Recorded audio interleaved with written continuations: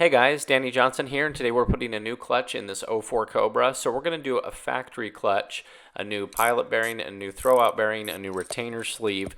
And so I also have videos on how to do the twin disc and everything like that. So make sure you check the video description for the more involved different processes, including a 26 spline input shaft and running a twin disc, all that. So check the video description for the other videos. So before we get started, you're going to want to take the pilot bearing as well as the retainer sleeve and put them both in the freezer. This is going to help contract that metal just a little bit because these are press-in items, and so they go in a lot easier when they're frozen and the rest of the car isn't. And so then it helps it seat down in there and press in, and so that's a technique. So go put those in the freezer now before you get started with the project. Start by removing both the negative and positive side of the battery. We will be working near the starter. And even with the key off, there still is power going to the starter. Make sure the negative black cable is the first one you take off, then you can take off the positive, and when you're done with the entire project, put the red on first and then the black negative. For most factory batteries, it's going to be an 8mm socket. However, if your car has had a new cable ends put on before, it may be a different size, and that's pretty common. Next, you're going to want to chock the wheels. Now, you will have different times where the front or back wheels or both are all off the ground, and so there's nothing you can really do, but make sure that the parking brake is up. You'll have the car in neutral when you're taking the transmission out, but just do your best to chock it and make sure that the car does not roll and come down on you. Also, make sure to do this entire project on flat, level ground so the car does not roll. Next, you're going to want to lift the car, and you're going to want to put the jack here towards the back, and then place a jack stand on these torque boxes in the rear. So you do that on one side, then come over and do it as we have on this other side. And the reason for this is we want to be able to spin the wheel, which in turn is going to be spinning our drive shaft. So we can loosen up each of those bolts and just turn the drive shaft to expose the next bolt. Next, you want to find a 12-point 12mm socket, and we're going to disconnect those drive shaft bolts. So you want to turn the drive shaft so the first bolt is exposed, and then pull the handbrake up to lock the wheels.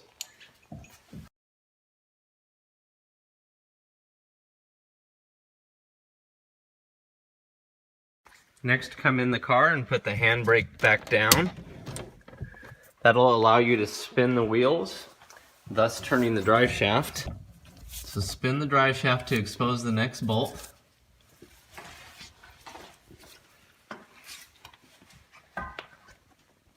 Then pull the handbrake back up and break the next bolt loose. You're going to continue that process until all 4 bolts have been removed.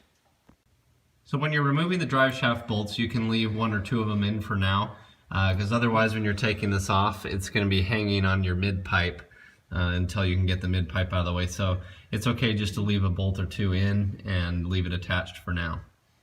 As for the rest of the bolts from the drive shaft and throughout the project, you can take Ziploc bags and label them and put them inside, and that will help you keep everything separated. Next, lift the car up and remove the jack stands, and we're going to be moving to the front of the car. Now we're going to lift the car into the air on the front. So we came in with our jack here towards the back and lifted up so that we had room to place our jack stand. You want to make sure that it's cradling this beam perfectly, and you do want it up pretty high and pretty far forward on that beam. Now we're going to go around to the other side and put another jack stand in that same place. So as you're lifting the other side of the car, pay very special close attention to the jack on this side and make sure that it's still secure and not being tipped over. On each side of the car, the exhaust goes up to the exhaust manifolds, and you have 2 15mm bolts. So we're accessing these using a long extension and a 15mm socket. So there's 2 of them on each side, and I highly recommend shooting some liquid wrench on these bolts first and letting them soak for a minute. It really helps out. So you got 2 on each side that we'll be going after. To make it easier, instead of unscrewing these O2 sensors, you can simply just unplug them. So you push down on the tab and then pull them apart. And sometimes it helps to put a screwdriver between it and pry it if you need to. So you want to do that to the O2 sensors on both sides here.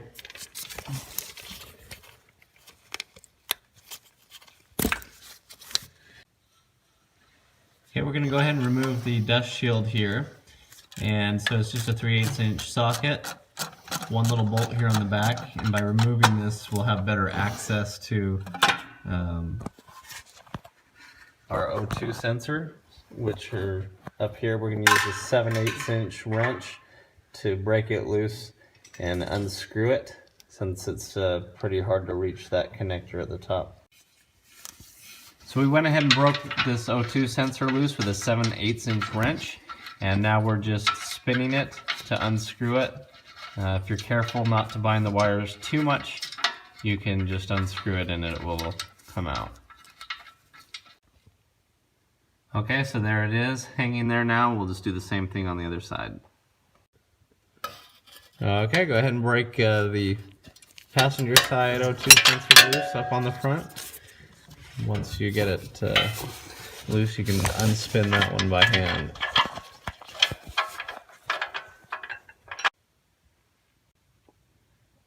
So next, to get the exhaust nuts on the passenger side, we're using a long extension with a swivel in order to get the right angle, and then a deep socket to go over the stud. I have been able to switch to a 1/2 inch drive socket, which acts somewhat like a deep socket to get over the stud, but is better clearance for where it's rounded right there. But anyway, looks like that worked just fine. So we're going to take off the other nut that's on the bottom side of that. So next is we're unbolting the mid pipe to the catback. You want to put some nice rags over your exhaust tips, because as we disconnect this, the exhaust can move around and you don't want to mark up your bumper. Next, we're unbolting the exhaust where the mid pipe meets the catback. So you're going to take a 15mm socket to undo these nuts, and if it's factory, the stud should stay in place. If not, you'll have to put a socket on one side and then come around to the other side with another socket, but it has these nice tabs from the factory that will spin and hit the exhaust and keep everything from moving. Now it's best just to get underneath the car, and you're going to be shaking the exhaust loose and disconnecting it from the back here. Put your foot on a muffler if you need to kind of separate everything.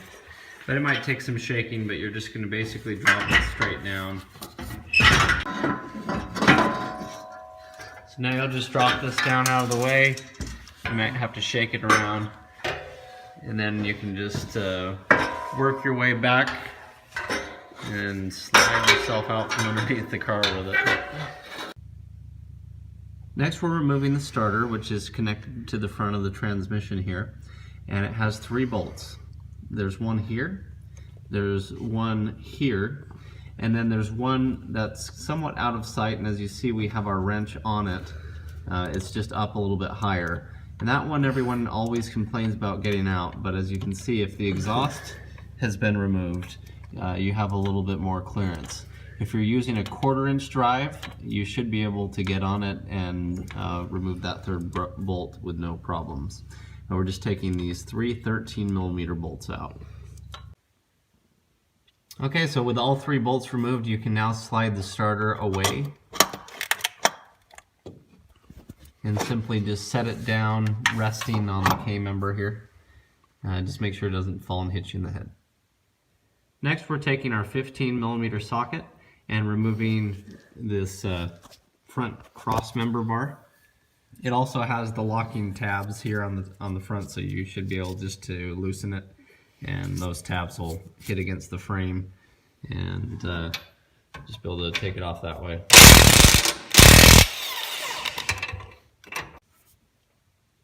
Next we're going to drain the transmission fluid, so we have our pan in place.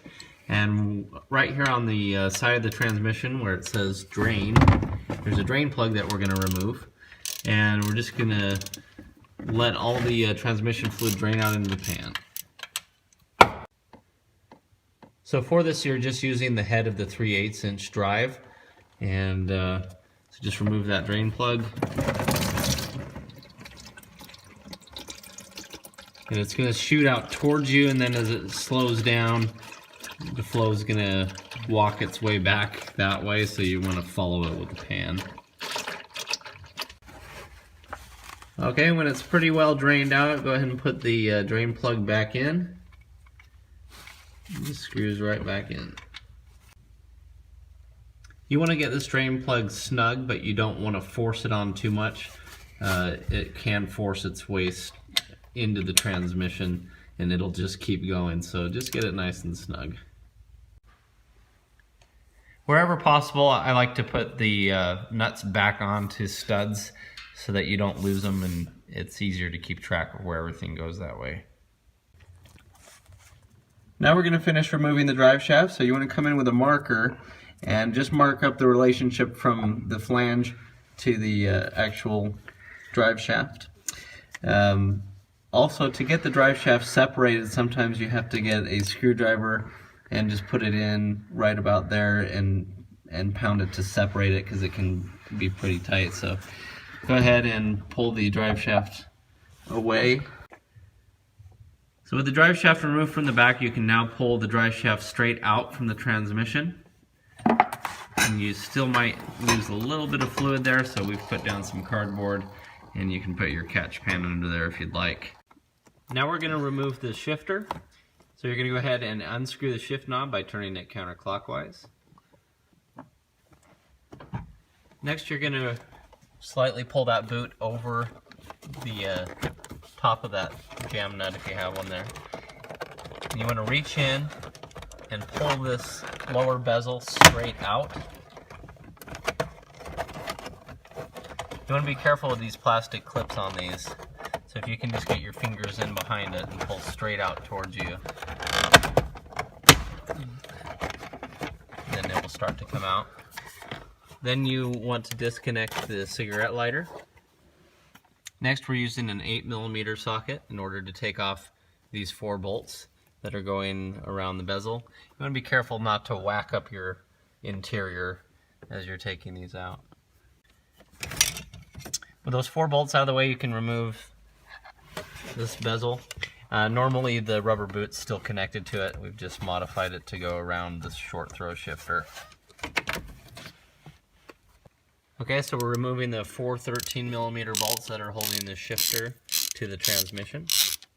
To separate the shifter, you can come from underneath the transmission, as we're doing here with a nice flat edge pry bar, and hit on the bottom of it with a hammer, and that should loosen everything up. Now you can lift the shifter off. So on the Cobra T56 there is another connection up here, and so you just put a screwdriver under that white tab right there to lift up and slide that connector off. So just lift on that tab with this screwdriver, then just slide the connector away. Back underneath the car, we're going to disconnect the clutch cable. So you want to take a screwdriver and pry off that C-clip that was holding that in place. Next, you're going to take a breaker bar or a pry bar. You're going to put it up in the transmission and push that clutch fork forward enough to unloop the clutch cable. So normally you can push this forward and then simply put the cable up through that bigger hole here, but this is an aftermarket cable, so we're going to take this nut off the back. So on this specific clutch cable, you have to use a 13mm wrench to hold one part of it still while taking off the 13mm nut with another wrench. Next, pull the cable through the transmission.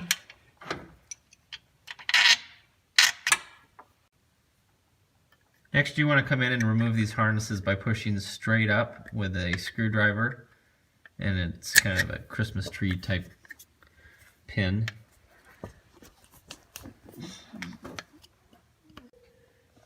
You could also take a hammer and just kind of pound them out here if you want. Yeah, that one's out. Got that one out there. Next, you'll remove this connector here on the back, and so you just lift on each of those tabs. You just lift up on them at the same time, and it'll slide off. There. On the passenger side, there's another connector that you'll lift the tab and separate. You'll also have to pull this O2 sensor straight out of its bracket. So now we've brought our floor jack in just to support the transmission, and we're going to go ahead and take out these 13mm bolts on each side for the transmission cross mount.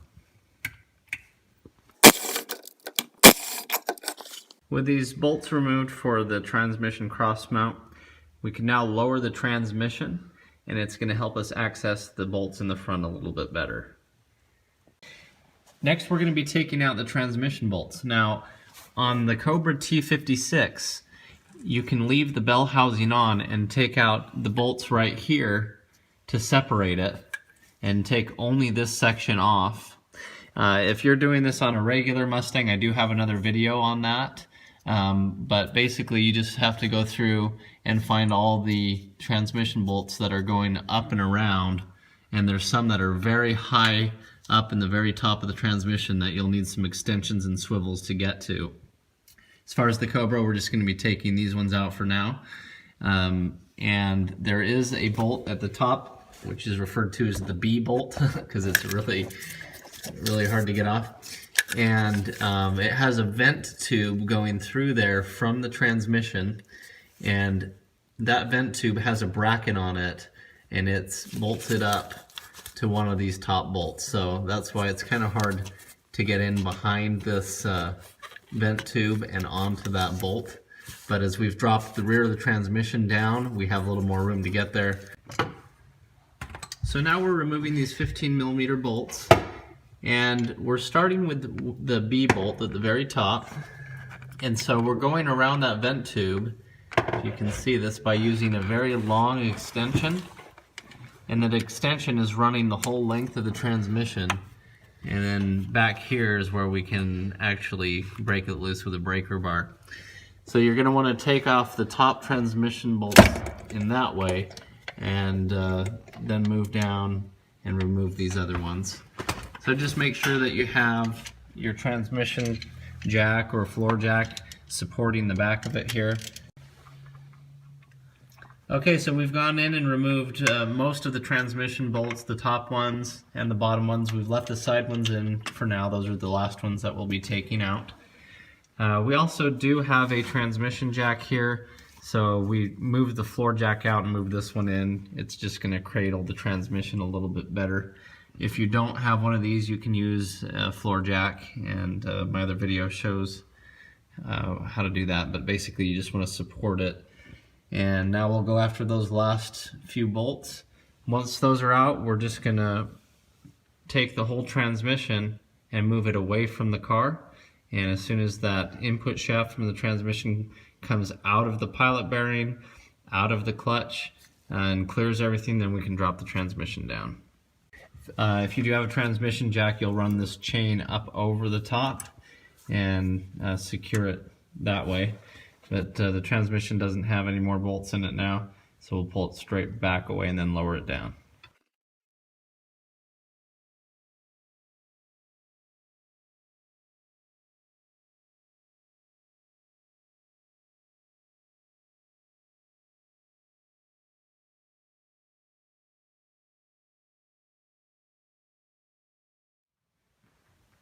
So now you can slide the transmission out from underneath the car, and that bearing is toast. Next, we're going to remove the clutch fork. So you want to push it down right here, and it will just pop off if you pull straight down on it. There we go. Now you can slide the throwout bearing with the clutch fork still attached off.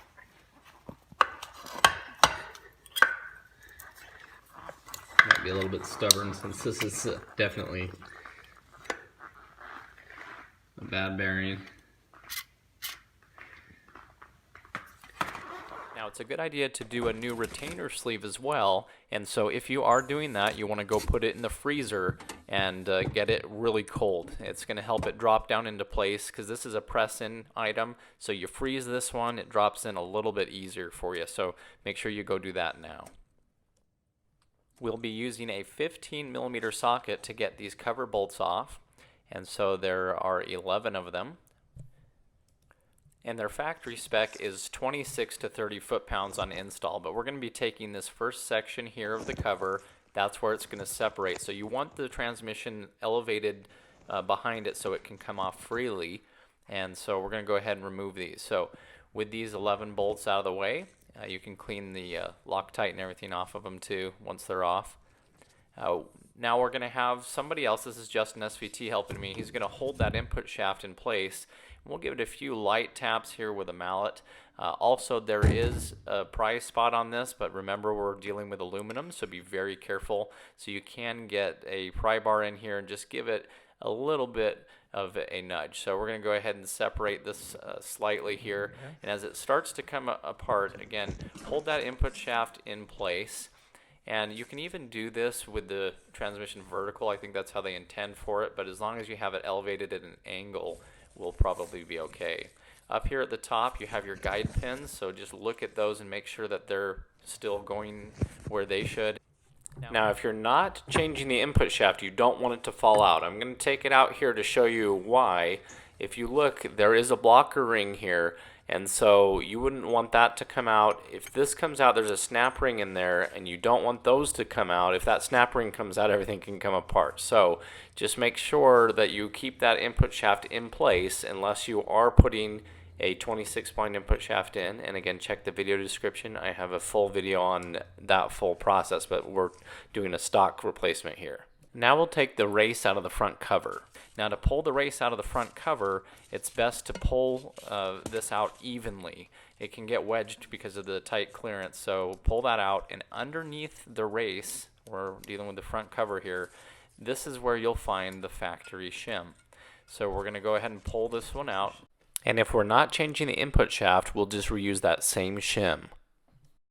Okay, so with that out of the way, right now we want to clean this out, and we're going to put a new retainer sleeve in. So we flipped the cover back over, and I gave this a few whacks with a weight, and it's in there pretty good because it's pressed. I even just broke the wood. I was trying not to damage the old retainer sleeve in case I ever wanted it, but in the end I had to just give it a good whack. I taped a socket on the front to try to hit that instead of it, but anyway, now we're getting down in here, and we're going to clean this out really well.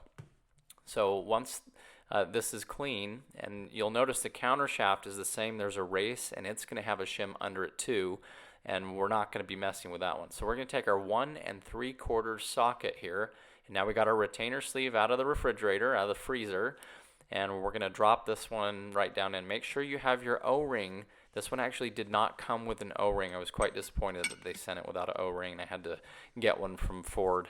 But we're going to put our socket over here, and now we're going to go ahead and whack this down. So you'll hear it bottom out. You are hitting aluminum, so don't hit it too hard, but we just want to make sure that it's flush and that it's even.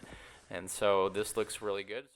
Okay, we're going to put the factory shim back in and put the race back on top of it. So if you're not changing the input shaft or doing anything like that, then just put it back together how it came. Next, we're going to clean the mating surfaces very well on both the cover and on the case. And we're going to be using our Ultra Gray Permatex for this. This is perfect for this application. Now, as you notice, I have a 26 spline input shaft here, so there is more to it if you're putting a different input shaft in. So check the video description. I have the full install with that and how you need to shim it. But for a factory replacement, we're going to put the cover back on. Okay, so when you are putting the RTV on, you don't want to put it on too heavy, but as you can see, I went all the way around the case and around each of the bolts. So we went ahead and torqued it down. It's 26 to 30 foot-pounds. is basically the rating, and you want to go in the star pattern. And I got this so that you just had the RTV barely coming out the sides, and so I let that cure. Next, we're taking our 7/8" socket to remove the pivot ball stud.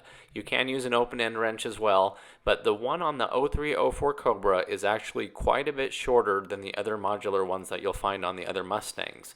And so when they mushroom at the top, you can get some bad pedal vibration. And here's what they look like. The top one is the standard modular one. You can see how much bigger it is. And so I'm putting in an adjustable one. And you can even make the adjustable one come out to the same length as the factory one if you want.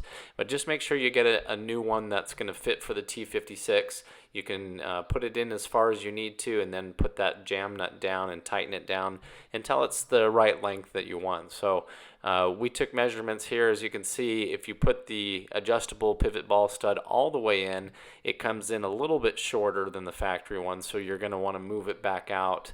But if you are doing a twin disc clutch, check the video description, because the pivot ball stud length is very important, because the clutch comes out about 5 or 6 millimeters deeper than the factory one. So check the video description. I have how to check the lengths of the pivot ball stud and the throwout bearing and everything like that. When you do finally install it, make sure you put on some blue Loctite so it doesn't work its way loose, and get it to that proper length.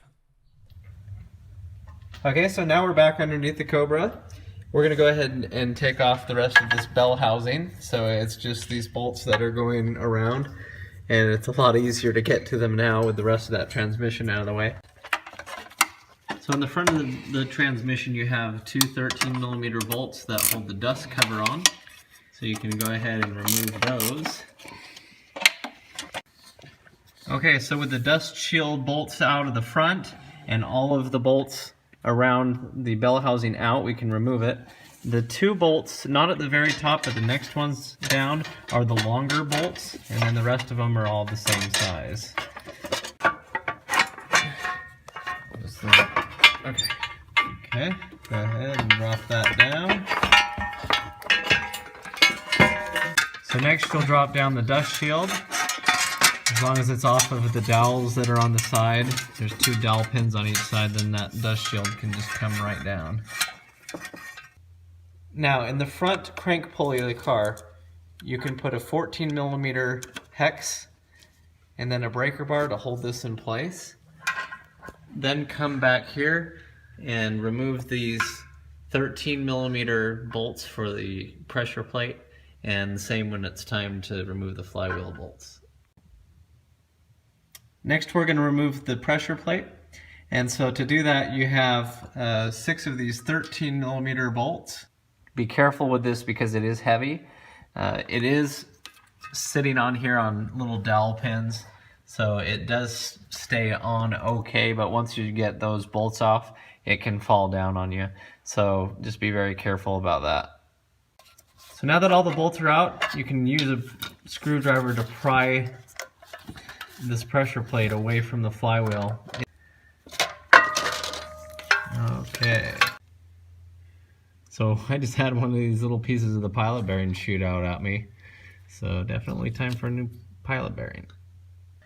Now in this project we did not take the flywheel to be resurfaced. This is a pretty low mileage car, didn't have a lot of wear on it.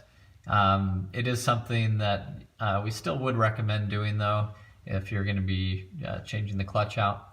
And so you can have it resurfaced, take it to a shop and ask them to turn it or have it machined. They'll know what you're talking about. And in this video we just didn't do that. So once again, you can take this 14mm hex and put it in the front of the crankshaft and hold that still while you break the flywheel bolts loose. They're going to be 17mm, and there's 8 of them on the Cobra and Mach 1. If you don't want to put the breaker bar in the front of the crank, you can use an impact gun on this part for removing it, but I would definitely not use it for tightening it. With all the bolts removed, you can also remove this little ring plate.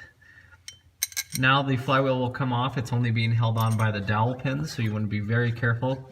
It is, it's not too heavy on the Cobra since it's an aluminum one, but you just want to rock it back and forth and get it off of those dowel pins. Okay, a few taps on the back side of it with a rubber mallet and the flywheel comes right off. Today we're going to be using this really cool pilot bearing puller to remove the pilot bearing in the back of the crankshaft. Now, the pilot bearing sits in the back of the crankshaft and it's pressed in. So basically, when the transmission goes into place, it goes through the clutch, through the flywheel, and it will go into the pilot bearing like this. So if that was the input shaft of your transmission, for example. And so today we're going to remove this, and all we're going to need is this 3/4 inch wrench and the tool. Now, there are other ways to get it out, hydraulically speaking. You can push bread or grease or even paper towels or a combination of all that into the back and pound it in, and it will pop the bearing out. So if you don't have a tool and you're in a bind, I have a video for that in the description. So I got this tool off of Amazon, and I saw it from one of my other friends that I watch his channel, Auto Fun. So I'll put a link in the description to his channel and also where you can pick this up. But you basically just put all 3 of these jaws together and they go right into the pilot bearing. And so the pilot bearing is pretty small, so you do need to make sure that it's a specific puller like this that'll fit. So then we bring up these 2 arms, and they basically will sit up against the back of the crankshaft. They can be brought in or out, and then there's little knobs to tighten them down so they don't continue to swing. And you want to get it as straight as you can. But once this is in place, all we're going to do is start tightening the tool. And so there's a little cone at the front, and what it's doing is starting to spread those jaws. So I sped this footage up so you could see it, but as we're tightening this, that metal piece is spreading the jaws out and putting pressure against it and bringing it back towards us. So as you can see, we are effortlessly turning this and bringing that pilot bearing right out. We're not having to make a mess with grease and towels and everything. So if you have a ratcheting wrench as well, you can also put it on here and speed things up. And so I was pretty much at the end of it when I switched the ratcheting wrench, but as you see, it pops right out.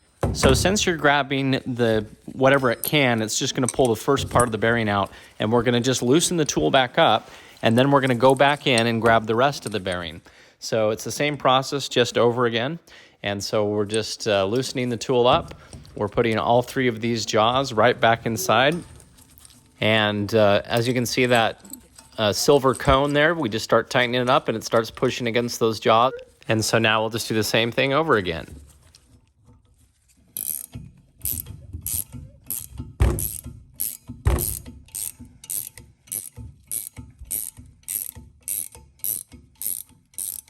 So there you have it, comes right out. I really love this tool. I've spent a lot of time and made a mess beating everything out when it's $25 for the tool. Check the video description again for that for my Amazon affiliate page.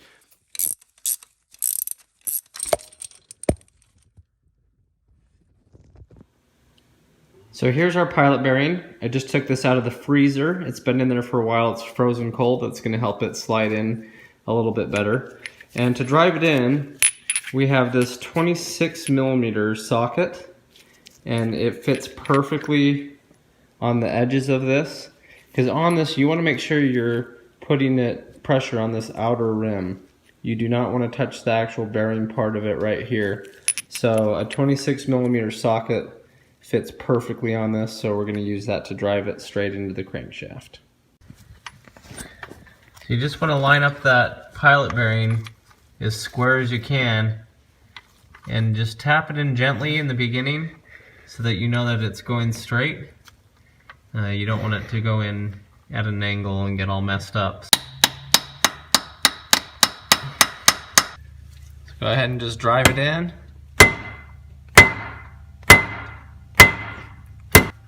Okay, right there. You can hear it and kind of feel it bottom out. When it's all said and done, there will be a small lip right here that you can feel it. So basically, you just want to make sure that it's in there good and straight, and you know, you'll hear it as it's bottoming out against the crankshaft. Now, if you are doing a twin disc clutch, check the video description. I have another video that shows more in depth how to install that clutch, but we'll continue back with the regular process for the stock clutch. And so the first thing we want to do is go clean any of the oil off of it. So it will have oil from being stored and shipped, and so we're taking some brake parts cleaner, and we're just going on the mating surface where the clutch is actually going to contact. Okay, so as you'll see here, it's pretty black on the rag. where this was, because they want to coat it with oil so you don't get rust or anything so as it's being stored. So I've even heard to use the green brake parts cleaner. Okay, we got our new flywheel bolts and some thread locker.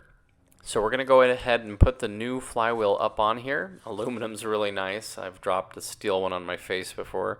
But anyway, when you line this one up, you want to clock it till all the holes are lining up. It might look deceiving, but you actually have to rotate it several times until all of them line up because they're not equally spaced. So some flywheels are different. The stock Cobra flywheel has this little adapter ring, so make sure you don't forget that so the spacing is right for the bolts. If you get a new flywheel like we're also using in this video, then it may not require that. So just make sure the bolts go all the way down. So once you get it to where everything's clocked the right way, run the flywheel bolts in, at least to stabilize it.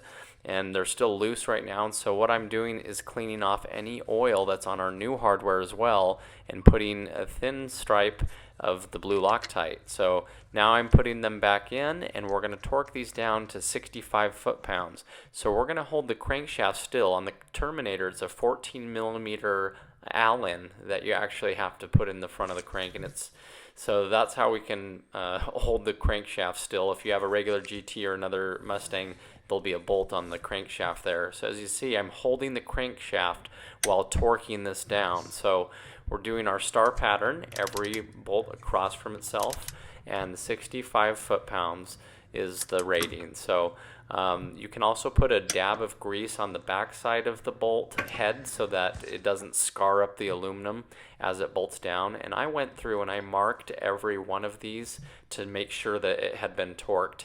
And again, we're going across from each bolt as you're torquing it down, the star pattern. So everything's looking good here. Now we're going to come back in and again just make sure that this mating surface is clean. So now on our pressure plate, you also want to make sure that its mating surface is completely clean.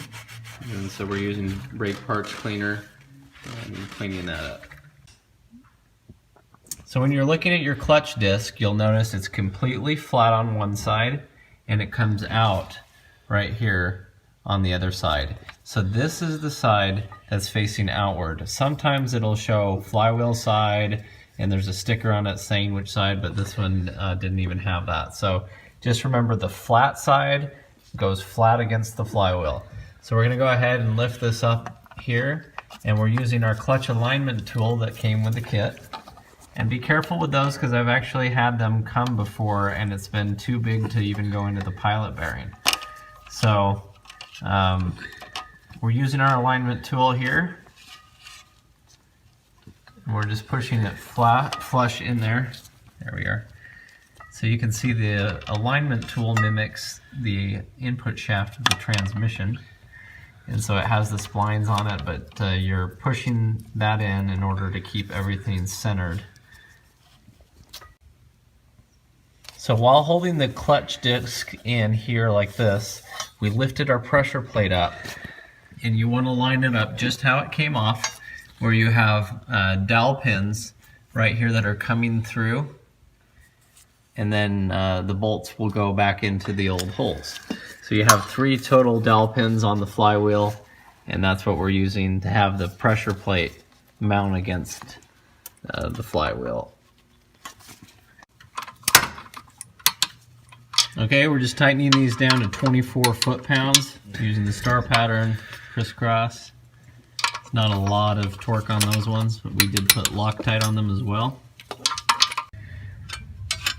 Okay, next you're just going to take that dust shield and hang it up on here. And we're putting it on the dowel pins on each side, as you can see there. And that's how it's hanging in place. Okay, so next we're going to go ahead and lift up our bell housing and set it up on top. Okay, so all of our bell housing bolts are on. We especially made sure up at the very top that we had that bracket in place for the bolt to go through and hold the O2 sensors where they need to go. So that bracket has been driven in correctly on each side. And the rest of our bell housing bolts are also in now. So we're going to be using a brand new clutch fork as well here, and a new release bearing or a throwout bearing.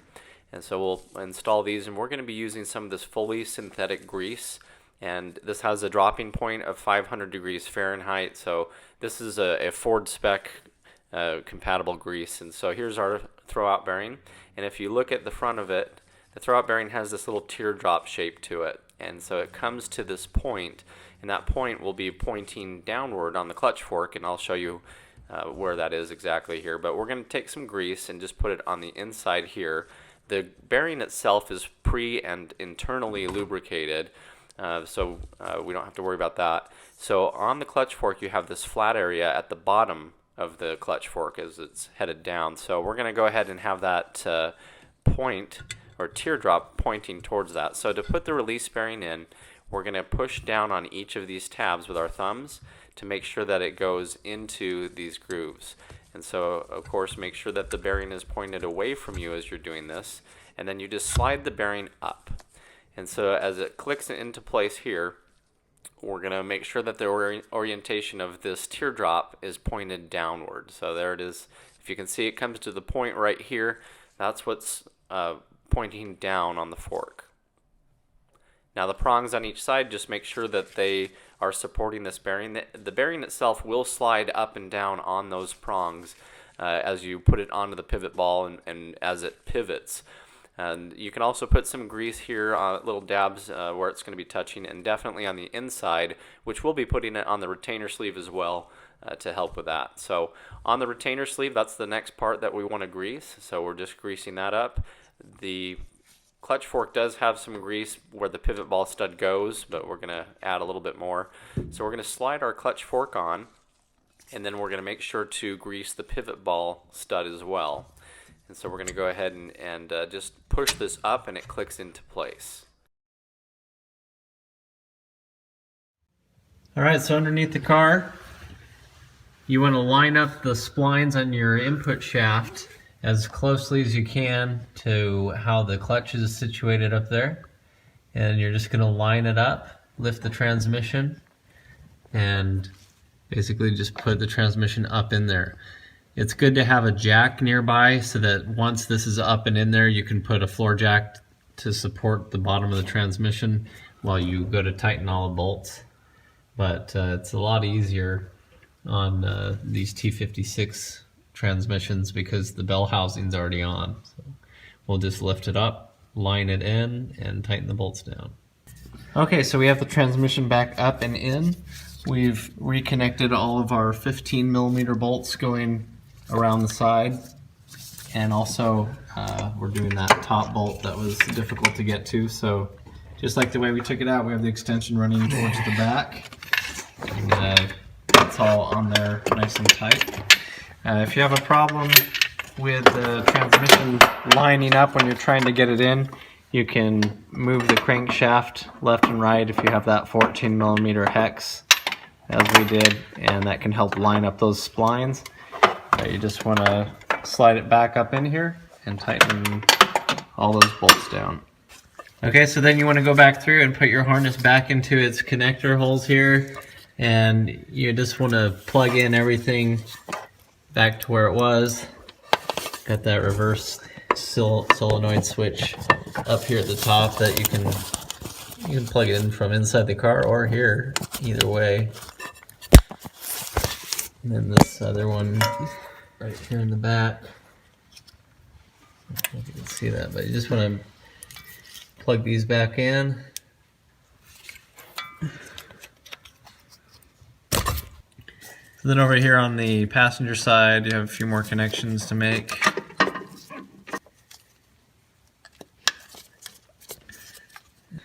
Run your clutch cable back through the transmission there.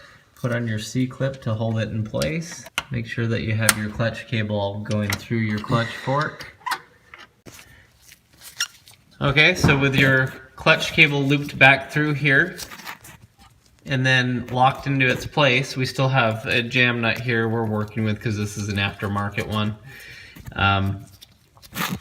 But anyway, we're actually going to leave this cover off as we drive the car around but just to show, we do need to put it back on. So you have the dust cover here. It just slides over,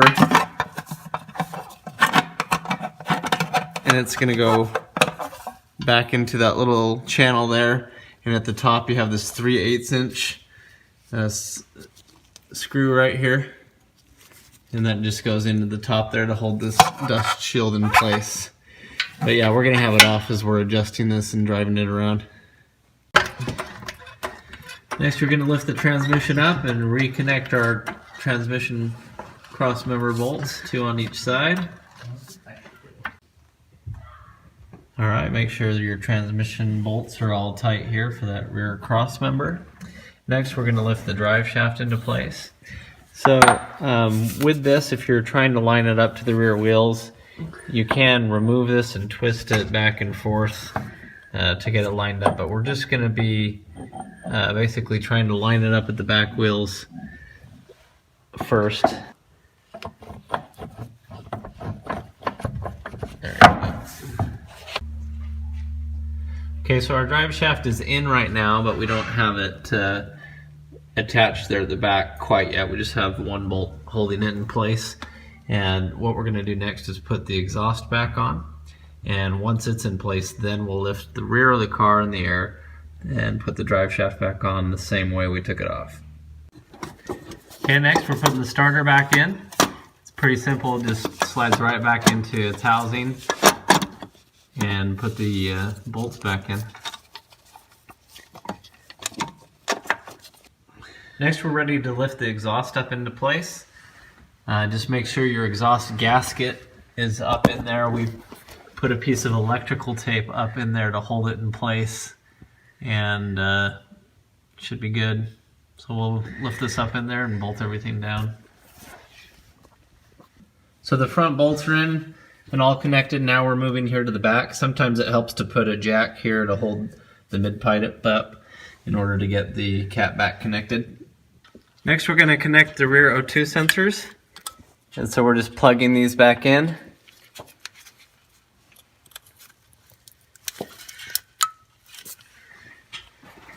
One on each side. And then for the fronts, a little trick I like to use is to twist them counterclockwise so that the wires bind up the incorrect way, and then when you go to put them and screw them back into these holes, the wires should end up straight. So you don't want to just put these in and tighten it, or it'll kink all those wires. So I'm going to go ahead and turn it counterclockwise a few revolutions. Put it in, and then as it straightens out, your wires will be straight. Then take your 7/8 inch wrench and finish tightening these O2 sensors back down. Reconnect the front cross mount bar, 2 15mm bolts on those. Those are the self-locking ones. So now we're going to go ahead and lift the front of the car in the air, remove the jack stands, and put them back on the back so we can reattach the drive shaft. Okay, so now we're just lining up our drive shaft and putting the bolts in one by one. And back to our old process here of pulling the e-brake up, tightening down a bolt, letting the e-brake down, spinning the wheels to spin the drive shaft for the next bolt, tightening down the next bolt, etc. So next we'll just be pouring 4 quarts of this Pennzoil Synchro Mesh into the top of the transmission here. So with the shifter removed, you can just pour it straight in that way. If you do want to make it messy, you can undo the fill plug on the side of the transmission and pump it up into the side, but this is a lot easier way. So inside the car, you want to run a nice silicone bead around the transmission where the shifter is going to mount. Okay, so lower your shifter into place. Also, I have a good friend of mine, Cobra Bob, makes a really nice shifter gasket. If you want to Google him, it's a nice silicone pre-cut one. Just a little shout out there. Just want to put on all the washers and the nuts for the shifter. They're 13 millimeter. Alright, just tighten these all down. Next, install your rubber shift boot. Remember, in this case, we've removed it from its bezel, so this may be one piece on your car. But that's the next piece you want to put on.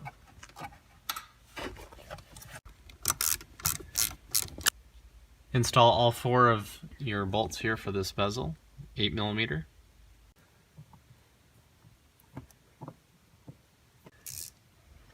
Alright, next connect the positive battery terminal. Tighten it down with that 8 millimeter wrench. Now connect the negative terminal with the ground.